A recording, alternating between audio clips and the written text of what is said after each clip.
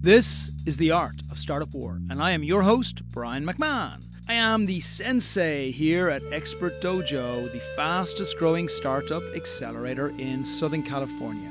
Now, in the first 2 seasons, we answered your questions about how to find investment for your business. We brought in the most accomplished investors in startup in America.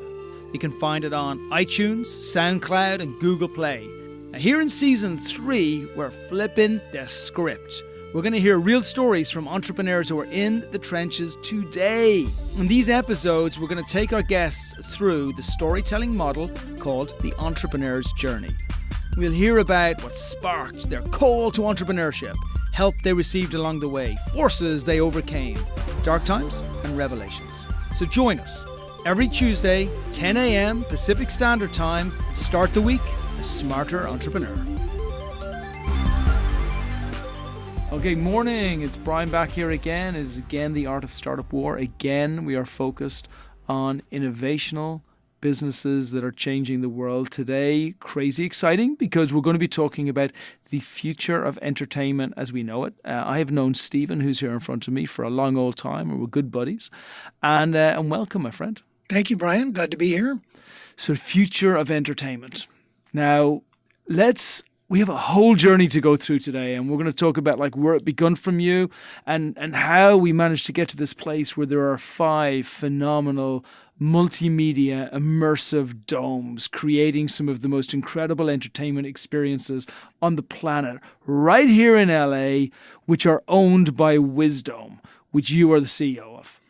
But before we get to that, maybe just share a little bit about what Wisdome represents for you. And then we can go back into kind of how you got to this place.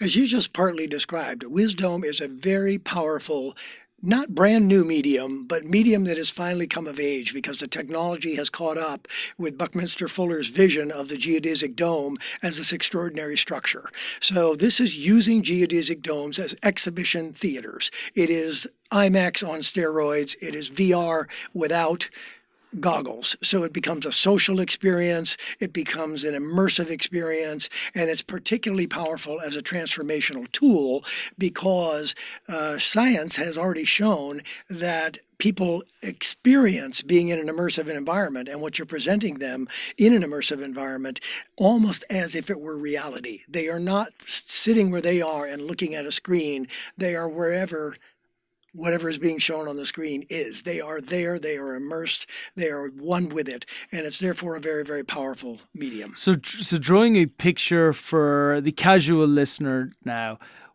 take the old planetarium, I suppose, because everybody knows what that looks and feels like, right? We go into this incredible dome and we start experiencing a visual in the same form as our eyeballs. So the way right? As crazy as it sounds. Because the fact that we even look at a square screen on a TV to enjoy entertainment is weird. Well, it was limited by not having the technology to enjoy it in 360 or to enjoy it in an environment like we see the world. We see the world in 360. We are immersed in it. Yeah. So planetariums had that ability, but what has moved forward is both the projection technology and the audio technology to really deepen that experience. And beyond that, there's even people of all experience going to Universal or Disneyland, moving chairs. So you can also add that embodied physical experience of feeling like you're there now. So that technology has leapt forward. We now have 4K projection, and we're working on 8K projection in our domes. It's infinite depth as you look up. We also now How do you explain that in a podcast? Like, how do you explain what 4K projection is or 8K projection is for someone who's used to people are used something? now to flat screen televisions, right? Yeah. So when HD came in, HD is 720p. So just think of the number 720. Right. Then high definition moved up to 1,200 pixels per line, right? Yeah. And so we were all going, wow, right? Yeah, okay. And then you take that up now if you've seen a 4K television, or if you go to the Consumer Electronics Show and you've seen an 8K television, it's just absolutely, you feel like you can put your hand right through the screen. Right? It is so much resolution, extremely high resolution. And what that does to the brain is instead of the brain knowing that it's looking at something and keeping that separation between the individual and the experience, the brain can no longer perceive that it's not looking at quote unquote reality. It's part of it. You're just there, right? And the brain can't even tell the difference. So you're experiencing it in a really powerful way, but it's very, very high resolution. And then the same thing has happened with audio. So, some 30 years ago, we came along and surround sound was invented. It was actually invented by a guy I worked for, Ken Kreisel, who invented the subwoofer and created the first subwoofer satellite system, and then started creating surround speakers. And he worked with George Lucas and THX and Dolby, and we all now have surround sound. And we enjoy movies in surround sound. We go to the theater and we see THX in surround sound. So in a dome, we're taking that to the next step. There's now new technology called point source immersive sound that allows you to have, instead of 5 surround speakers, 16 surround speakers. So that when a hummingbird sings over your left shoulder in the film, that's exactly where you hear it. And that creates this illusion of you being there even more powerfully than when it comes from just the front or the sides. So we're doing both the projection that way, we're doing the audio that way, and we are combining, and this is the other thing that we're doing down at Wisdome, we're combining a live music experience with these kind of immersive visuals. And that seems to be this, you mentioned it, the future of entertainment. The New Musical Express, the great British tabloid like the Rolling Stone, came down and said, the writer, it was great, says, I hate LA, I hate everything about LA, but I went to Wisdome and I loved it. And it is the future of entertainment. That's what they called us. So we're having this experience where we're taking music and really using that, kind of reinventing the way that you experience music, where you're not just looking at the stage or you're not looking at a big screen behind the artist, but you're actually in an environment created by us in the environment. It's totally different, Stephen. Like, I remember the first time that you came down, we met, oh my gosh, 12 months ago now, was it? When first we put the dome here, we put a tiny little dome here. Yeah, even a little longer, where we had the dome here at Dojo, at Expert Dojo. Wow. And I remember putting it in here, and my whole feeling, I've gone to so many digital media conferences, and each one talks about whatever the future of media looks like. It's second screen, or it's people being able to interact with the TV. None of them have ever excited me. They're all okay. There's nothing wrong with being able to buy a lightsaber while you're watching Star Wars. It's okay, right? But there's nothing phenomenal about it. I felt it the moment you walked in, and I feel it now, that this decade that's coming within entertainment, especially visual entertainment, will be defined by immersion. Yes, I agree with that. We actually get into the experience ourselves. Yes, I agree. So, of course, there is VR technology that's out there, and there are companies who are investing a lot in that and pushing all of that. You got to put a bloody goggles on your head, right? And I got my 4 friends. So I got my 4 friends. There's 4 of us. It's nothing against VR. I believe you're right that in 50 years, VR will be a huge part of that immersion in the future. I'm just saying, today, me, my 4 buddies, People are talking about VR. They're less aware of immersive technologies, but immersive technologies are part of VR, but they're a better way right now. We'll see if VR can actually catch up with it, but I think they're never going to be able to duplicate the social experience that we offer. And that's what you see when you come down to Wisdome.LA. It's a great party. There's lots of beautiful people there, men and women. It's hip. It's happening. It's Burning Man. It's the art gallery. It's MoMA. It's all of that rolled together. And we're drawing audiences that are across the spectrum in terms of age, social profiles, who they are, whether they're baby boomers coming down for our Think Experience, immersive tribute to Pink Floyd, or whether it's a 100% urban audience coming down for Eric Bellinger, the Grammy-winning R&B audience, or whether it's a kind of a modern-day hippie burner crowd coming down for ecstatic dance, or whether it's an art gallery aficionado coming down to see the art of Android Jones in our exhibition. All kinds of people are coming and loving Wisdome. And just this week, I had a meeting with Jim Henson Creature Shop, and they want to help us create children's programming using their incredible library of all the Muppets and all the great things that Henson has done. I actually had an outreach last week from a huge producer, I can't say on air, but we'll talk about afterwards, who wants to create a musical based on a movie that was 30 years ago and wants to create it inside the dome. So, and I want to stay on the domes just for a second before I go back into your background, because I want our listeners to understand what it takes for the people who create experiences like this to come into being, right? But I do want to just stick with the Think Floyd experience for a second, because for me, it was my moment when I went down to the 700-person dome first, and I lay down in there, and there was this great tribute band to Pink Floyd, which has got two members who toured and recorded with Pink Floyd. Yeah, Scott Page, who's the leader of the band, and Roberta Freeman, who all Pink Floyd fans will remember was a great vocalist on many of their albums. Phenomenal, right? Yeah, sings through the entire thing. But normally, if I'm watching a band, I sit there, or I stand there, I jump up and down, or maybe I don't jump up and down, and I watch like 2, 3, 5, 7 random dudes and dudettes singing, right? And there's nothing wrong with that. It's okay. It's immersive because I'm in that moment. But what Think Floyd did inside the dome blew the roof off that. Like being able to sit there inside the dome and watch, and although it wasn't another brick in the wall, it felt like another brick in the wall, with moons and stars and suns all around me.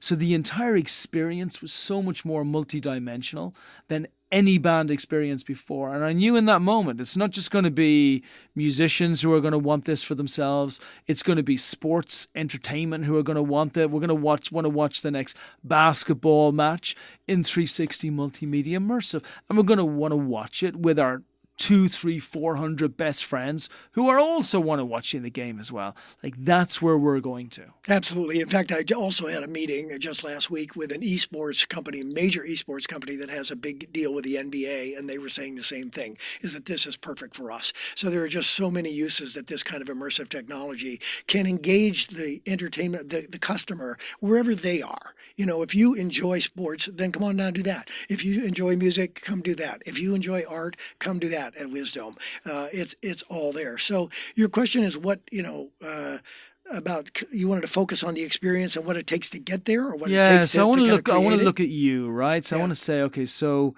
talk a little bit about the founders of the company, talk a little bit about yourself and what you're bringing to the company, but bring it back to when it started. Absolutely. So first and foremost, it is a team effort, right? So there's no any one person. It is absolutely a team effort, which I think all modern businesses and all businesses that are of service, that has a purpose, really starts at home, right? You got to walk the talk. So it is that. There are several co-founders and principals. I am not one of them. It really began with a Russian artist, creative, businessman, gallery owner, restaurateur, very unusual man who was also a Krishna Swami. So he has this dedication to spiritual development, to growth, and to consciousness and awareness, what we love to call in America consciousness. So he is a Krishna-based guru and teacher, and the root word at Wisdome is wisdom. And that's where he and I met in terms of my mission and his own mission. In addition, we have Sean Ahern as a co-founder and principal. Sean has been the producer of Harmony Festival, one of the original California conscious living, conscious music festivals, more than 30 years, 30,000 people at the festivals, has toured with lots of big artists, great connections in the music business, great vision in terms of what makes great entertainment, and also great vision in terms of what makes a wonderful customer experience, because he's done that so well for so many years. And then there is back in Thailand, there is a studio full of creative technicians, digital artists, matte artists, creators who are the studio. It's 360 Art is a part of our company. And in that studio, we produced more than 50 films. So the experience that you saw with Think Experience, the tribute to Pink Floyd, is based on the 50 films that our company has produced over 10 years ago. So Georgy Istov is the Russian co-founder's name. He began getting fascinated with domes, taking his background in art galleries and his background in vegetarian restaurants, and got fascinated with domes and started working on both technology for it and new designs for it almost 10 years ago. And the business that we've been engaged in, and I've been working with the company about 3 years, has been installations at big festivals and at big sporting events. So we did 33 World Cup events with Coca-Cola as the sponsor. But those were pop-ups. So we put up a big dome, we put on a sponsor sponsored visual element as a VIP experience for the clients of Coca-Cola, or we've done it for Pepsi or Facebook or Salesforce or Intel or HP. This was the core business for 7 years. And that's a service business, and it's a great business. In addition to that, we are a vertically integrated company that designs the domes, builds the domes at 2 factories in Russia and in Thailand, and installs the domes. Yeah. So we make the content, we put up the dome villages, and we do all of that. Wisdome was a part of the next strategic step for us, which is to have our own parks and to create location-based entertainment theme parks. Beautiful. So Wisdome is a virtual reality, alternate reality, immersive theme park, the world's first immersive art park as far as we know.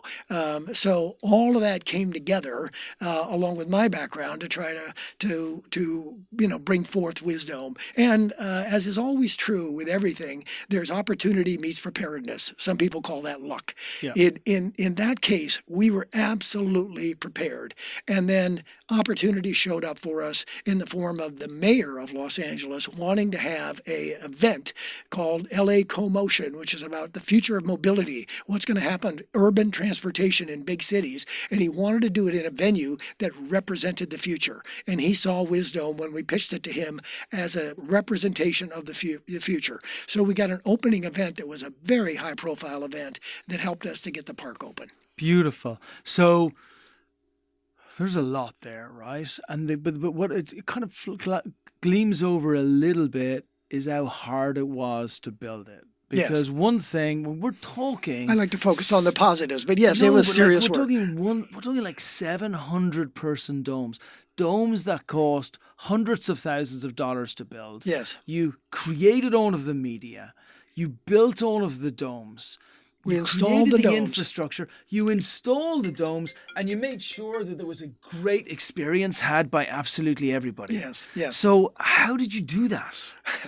I mean, well, seriously. Holistic thinking, open-mindedness, like be open to the inspiration, be open to the possibilities, be a believer. You really got to believe it to see it. There's that old expression about people who are skeptics. I want to see it to believe it. Yeah. What we do and what I've done through You're talking about the investors, right? Well, not just investors, but many individuals see the world that way, right? We turn that on its head and we say we've got to believe it to see it. If we hold that energy and we hold very, very strongly in our intention that this is happening, we even go in our spiritual practice all the way to saying it's already done. Yeah. That's an expression of a spiritual affirmation. It's already done because you've set in motion the energetics to support you in the universe. It's a beneficial universe. And if you set forth those things, some people call it the law of attraction. That which you think about most is that which you manifest in your life. So not only you then have to do the next step. So we brought all the skills, we brought all the work, but we also brought a knowing that we were going to accomplish this. Yeah. And with all of that, inspiration occurs and pathways open. And you did it with your own cash flow without raising investment. We completely bootstrapped it. We did it ourselves. Yeah, so much of this podcast is about how to raise investment, how to build up a company, how to make sure that the cash flow and the investment and the company are aligned. But the most beautiful way to do it is when you actually build it yourself. You build a great company without having a reliance on people giving it. And that was a very conscious and strategic decision on our part. I have successfully raised tens of millions of dollars for numerous companies that I founded and operated as CEO. And I've experienced what it's like to have multiple investors. I've experienced what it's like to have one big wealthy investor. But one thing that I've learned from all of those experiences, and it's more than just twice, is that you're far more likely to succeed if you go about doing what you do and you do it well, and then you're asking that investor to join us. Yes. Come join us as a successful enterprise rather than please fund my dream. In the investment circles, they call that a napkin. Everybody's got one, their business plan, right? Everybody's got an idea. But what they love to see is people who get in action, do what they say they're going to do, and then show them that we are doing this. Do you want to join us? Because it's happening, which is Wisdome is happening. And we're also talking about a beautiful word when a business is being formed, which is the control word. Yes. Right. So if at the very beginning you're asking for money based on a dream, like you really are their servant boy in many ways, yes, right? I once had an investment from a very wealthy family I won't name, but amongst the top richest families in the world, and I sat down with the kind of senior, father of the clan, and he said to me, Stephen, we believe in the golden rule. And I'm thinking, oh, do unto others as they would do to you. And he goes, no, no. He who has the gold rules. So he was talking about if we put money into your company, we're going to take control. And we're going to ultimately have control. Now, we believe in you as management, or we wouldn't do this. So we're going to give you control initially, but ultimately we will have control, right? Because our money is worth more than your idea. That's the way investors think. Even if you stay in control, it's really our control because we've allowed you to stay in control. So investors think our money is worth more than your idea. And you simply, that's not a bad thing. That's just a reality because they have other things that they can invest in. Whereas ideas are, great ideas are rare, but ideas are a dime a dozen. And there's plenty of them in the world. So you need to show a lot of different things. A great idea, an ability to execute that idea, the background and experience to be credible as a manager to do it. And then you want to make the right deal. And if you start and you show success, such as we're doing at Wisdome right now, we're outperforming our numbers, then you're in the driver's seat in terms of the investor. You have the gold. And that's what's so beautiful because you're bringing in phenomenal revenue. You're only in your first year of opening up even the our initial LA. quarter, we opened December 1st of 2018, so we're 3.5 months into it. And we've had many, many, many sold out shows. Everywhere I go around the city, people are talking about Wisdome, from the parents of my daughter's elementary school to, the hippest of the hip at galleries downtown, right? So it's very much on people's minds. The word is out. And just for investors who are listening into this, obviously you can go through full financials with Stephen afterwards. But even if we talk about like one of the shows, like just one evening, not even a whole day, not even the whole dome complex, just one show where you've got a band playing, you're talking $40,000-$50,000 are coming in on that evening. Now, you don't have to be very smart to be able to work out what kind of revenue that could bring in on what used to be a car park. Yes, right. It was, and I recently met with the landowners who are developers who are planning someday to build a skyscraper on that spot.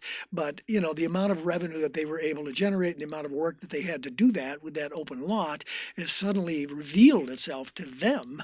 Initially, they were skeptical. They never heard of this. What is it? Who are you? Again, the background of the principals helped them to understand that this was a serious enterprise. And now we've performed, and they've recently invited me to their office in Beverly Hills and said, we have more land. How many more Wisdomes do you want to put up? How beautiful. And then multiply that across the world. Yeah. I do, in my heart of hearts, I know it may or may not go this direction.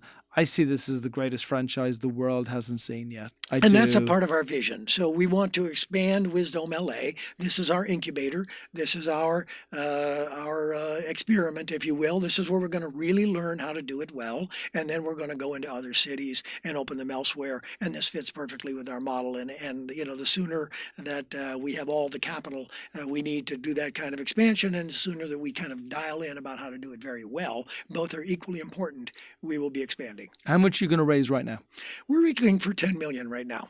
That's going to get us our first couple parks in other cities, as well as this is going to be an investment in content. So in addition to having the parks, we have to have a pipeline of content. And as we're seeing, Hollywood is waking up to us. They have an interest in creating content, but we also are content creators, and we have some great ideas for incredible shows that we would like to develop ourselves and use our completely vertically integrated operation to do that. Yeah, and again, for any investors who are coming in on this, the business is already proven, and it's proven in a space which is not even the easiest space for it to be proven in. It's not like you put it in the middle of Hollywood or you put it on the beach in Santa Monica. You went downtown in the Arts District, which is still a developing district, and you brought people to you. You're almost like the Cheesecake Factory down there, because people who would never have gone down to that area are now going there because of Wisdome. Of all ages, So imagine Vegas, imagine New York, imagine London, imagine Manchester and Dubai, and God, go on. And that's another example I want to point out of the value of the mastermind, meaning the collaborative effort of a group of people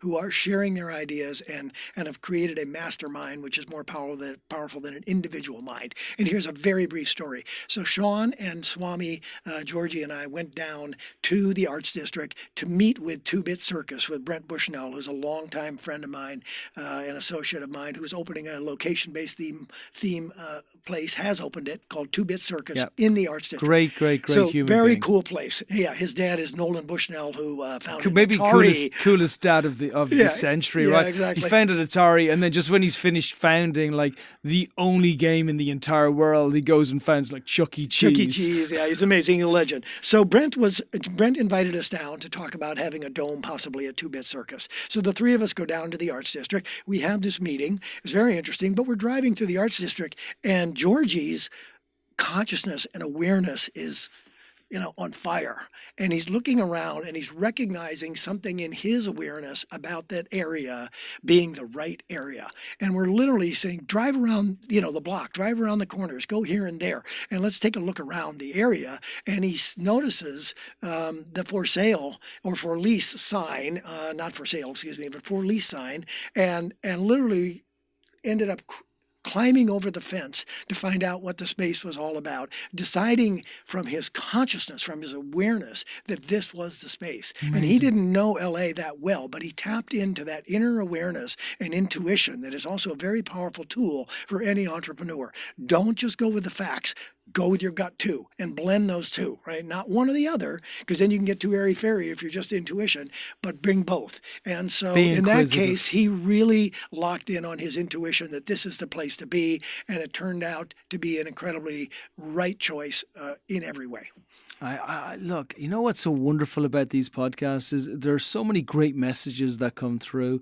Be bold, be daring, be aware, but don't be afraid. Yes. Go after what you believe is the real goal. And I really see wisdom right now as a concept, a belief that time has absolutely come. Yeah, it's there's no never question been a better driven time. by a purpose and belief, right? That's really what's happening. But then it's also just delivering, which is, I've been producing products, some of which have really rung the bell culturally and sold millions of copies. But when you have a tiger by the tail, and that's what we've got with Wisdome, everything's clicking. Yeah. Talk to me a little bit about you. About your belief system and why wisdom is so important for you personally. Yes. So I became aware. So first off, my background is as a producer and an entrepreneur in media and entertainment. And I've been doing that for many decades. I won't say exactly how many, but quite a few. More than most. More than 3. When I was just a teenager, I was studying at MIT. I was studying molecular biology, science, and I thought I was going to be a molecular biologist. But my younger sister, who was just 15 at the time, her name was Charlotte, was killed by a drunk driver in a tragic accident. And my brother ended up in a coma for 3 months. And as a result of that loss, I became aware that life is short. You do not know how much time you're going to have. You don't know what to do with it exactly, but these choices are very, very important. And I realized as I examined my own feelings and how I was responding to that tragedy, that I was not doing what my heart's desire was, that I was really more of an artist and a creative than I was a scientist, but I was in that track because I was very good at it, right? And that's why I ended up at MIT. So I decided then to follow my heart's desire. She was a performer, a singer, a dancer, starring in the school play on the night of her passing. I wanted to honor that, so I opened a performing arts center called Charlotte's Web in her honor, and I completely shifted who I was, and I became aware through meditation that my lifelong mission was to uplift the human spirit through arts and entertainment. Wow. And I've been able to pursue that through many, many decades. I began with the Performing Arts Center. I then founded my first record company. I founded and operated 5 or 6 record companies. I was the director of A&R at Capitol Records. I'm a Grammy-winning record producer for John Lee Hooker's album The Healer with Carlos Santana and Bonnie Raitt, which I signed to a company I founded and produced and released and marketed. And all of those are just things that I'm so grateful for for because they touched people's hearts and minds, and they moved along that path of transforming lives and uplifting the human spirit. And that background, so first I recognized music as a powerful force for transformation and used music. Then as my career developed, I also worked in film, in television, as a book publisher. I eventually started working specifically with transformational teachers, and I was the CEO of Agape International Spiritual Center here in Los Angeles for 7 years, partnered with Michael Bernard Beckwith, who many people may know from The Secret, which was a film that sold 27 million copies, which I was the marketing director on. So I've had these opportunities to kind of touch people in different ways, and it's continued to develop me. There's an old bit of wisdom that says we do best what we need to know most. So we do best what we need to know most. So I was on a journey of my own self-healing that allowed me to contribute cool. I like that. in a way that healed me and healed others. So that's how I got here. I brought this diverse background in media and entertainment in pretty much all of the mediums, as well as entrepreneurial background, as well as finance and legal and a skill set that's taken me quite a while to develop. And that sort of met opportunity in Sean introducing me to Georgie and my joining at the time the 360 Dome Pro team prior to Wisdome. So it's a long journey, but when you kind of look for the moments and for the opportunities and are willing to follow your gut and know what you're about, right? So you're not just casting about. You do know what you're fundamentally here, what your mission and purpose is, and then these other opportunities will present themselves if you keep your eyes and ears open. Wow, what a beautiful clarity of will. So look, there's no doubt in my mind like a year and a half ago that Wisdome is the next 10 years of what entertainment's going to look like. There's no doubt in my mind today.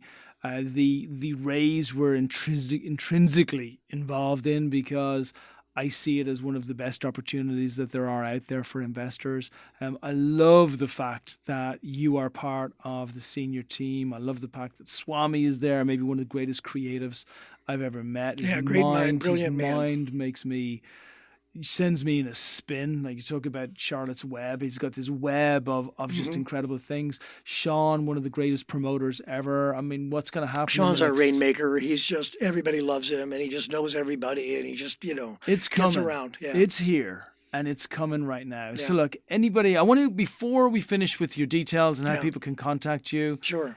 A piece of advice from all of your history of all of the companies that you've started and everything you've learned through Wisdome for all entrepreneurs out there who are building their companies right now.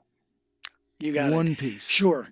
It's the old bit of wisdom, which is do the work, right? It's 99% perspiration, 1% inspiration. No matter how much talent, no matter how great your idea is, you must do the work. And I've said this time and again as a keynote speaker on panels when people go, how did you accomplish so much? Work. I love the work. And if you really love the work, it's not work, it's play. So for me, this is all about how I love to play and what I love to do and how I love to contribute. So gratitude and do the work. I love it. And how can everybody contact you? So it's Stephen Powers, STEPHEN, POWERS.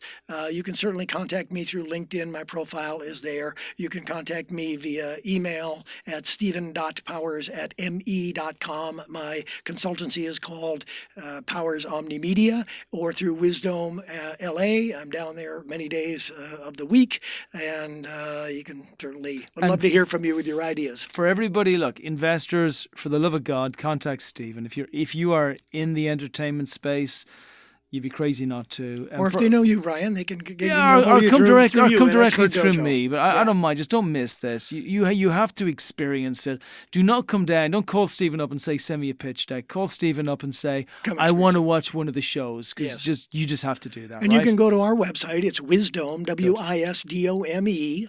.LA. Perfect. And that's for our website everybody with all listening. The events. Wisdome.LA. Yeah. You want to see a show, go to Wisdome, for crying out loud. Even if you're not investing, you're not involved in this space whatsoever, you want a great time on a Friday and Saturday night, watch one of the greatest bands ever play an experience that you'll never see anywhere else. It's truly exceptional.